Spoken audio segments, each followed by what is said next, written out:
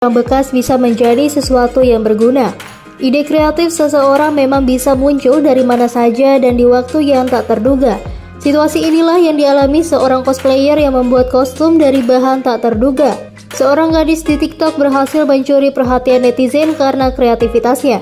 Dirinya membuat gaun unik dari varian Indomie favoritnya, yaitu Indomie goreng.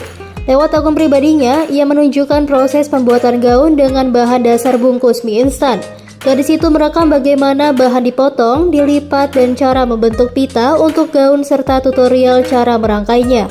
Bagaimana cara membuat kostum daur ulang? Tulisnya di keterangan unggahan dalam bahasa Inggris dilansir dari TikTok pada Rabu 13 Juli 2022. Terlihat dalam video itu, ia membutuhkan banyak bungkus Indomie, serta untuk memperindahnya ada tambahan kain renda berwarna putih.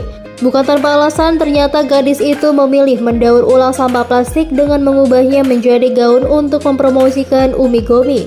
Umigami adalah aktivitas penggemar cosplay untuk mengurangi sampah di laut dan memanfaatkan kegiatan daur ulang. Setelah selesai, gadis itu mengenakan gaun yang dibuatnya dan melengkapi penampilannya dengan wig merah, riasan wajah, serta aksesoris lain. Penampilannya ini pun menuai reaksi beragam dari warganet. Selain memberikan banyak pujian, ada yang kagum dengan detail gaun tersebut.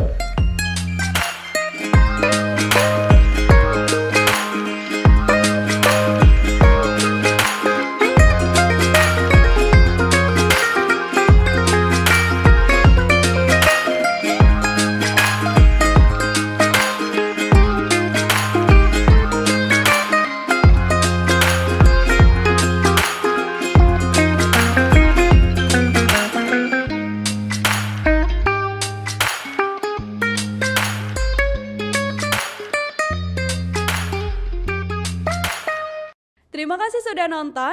Jangan lupa like, subscribe, dan share ya.